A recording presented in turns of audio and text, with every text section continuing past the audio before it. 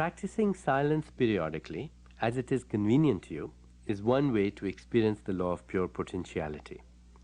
Practicing non-judgment is another, because to judge is to constantly evaluate and classify things as right and wrong, good and bad. When you're constantly evaluating, classifying, labeling, analyzing, this creates a lot of turbulence in your internal dialogue. And when you create turbulence in your internal dialogue, you restrict the flow of energy between you and the field of pure potentiality. You literally squeeze the gap between thoughts. The gap is your connection to the field of pure potentiality. It is that silent space between thoughts. It is that inner stillness that connects you to true power. And when you squeeze the gap, you squeeze your connection to the field of pure potentiality and infinite creativity. There's a prayer in the Course of Miracles that says, "Today I shall judge nothing that occurs." Non-judgment creates silence in your mind. So it is a good idea to begin your day with that prayer, with that statement. And throughout the day, remind yourself of that statement each time you catch yourself judging. And if practicing this procedure for the whole day seems too difficult, then you may simply say to yourself, "For the next 2 hours, I won't judge anything." Or for the next hour, I make this promise to myself to experience non-judgment. And then you can extend that gradually. And don't forget to spend time each day in meditation as well. Ideally speaking, meditate at least 30 minutes in the morning and 30 minutes in the evening. Through silence, through meditation, and through non-judgment, you will access the first law, the law of pure potentiality. And once you start doing that, you can add a fourth component to this procedure, and that is regularly spending time in communing with nature, direct connection with nature, whether it be a stream or a forest or a mountain or a lake or the seashore. That connection with nature's intelligence will also help you access the field of pure potentiality. And as you gain more and more access to the field of pure potentiality, you will spontaneously receive creative thoughts, because it is also the field of infinite creativity and pure knowledge.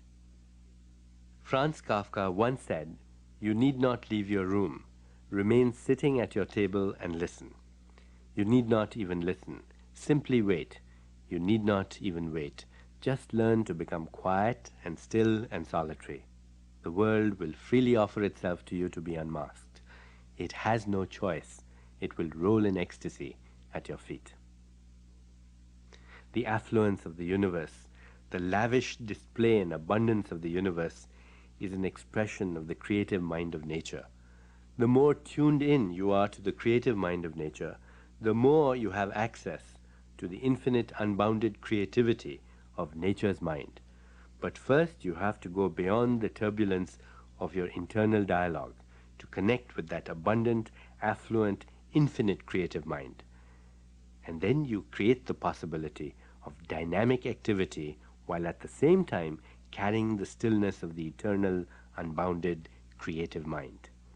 This exquisite combination of silent, unbounded, infinite mind, along with dynamic, bounded, individual mind, is the perfect balance of stillness and movement simultaneously that can create whatever you want, the coexistence of opposites. The stillness and dynamism at the same time makes you independent of situations, circumstances, people, and things. Stillness alone is the potentiality for creativity. Movement alone is creativity restricted to a certain aspect of its expression. But the combination of movement and stillness is creativity unleashed in all directions, wherever the power of intention takes you. Wherever you go in the midst of movement and activity, carry your stillness within you, and the chaotic movement around you will never overshadow your access to the reservoir of creativity, the field of pure potentiality. Access to the field of pure potentiality will also give you insight into the mirror of relationship. All relationship is a mirror of your relationship with yourself. If you have guilt, fear, and insecurity over money or anything else, then these are a reflection of guilt, fear, and insecurity as basic aspects of your personality.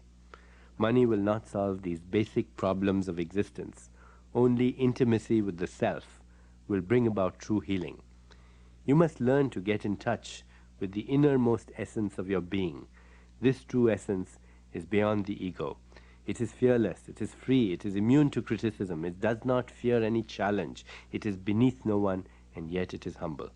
And when you are grounded in the knowledge of your true self, when you really understand your true nature, you will never feel guilty, fearful, or insecure about money or affluence or fulfilling your desires, because you will realize that the essence of wealth is life energy.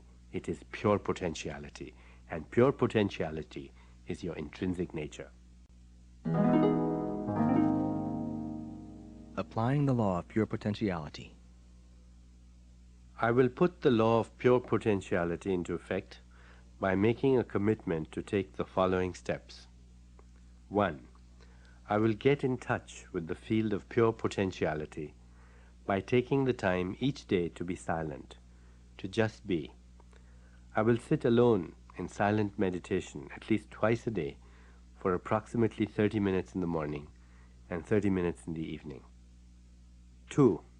In the ecstasy of my own silence, and also by communing with nature, I will enjoy the life throb of ages, the field of pure potentiality and unbounded creativity.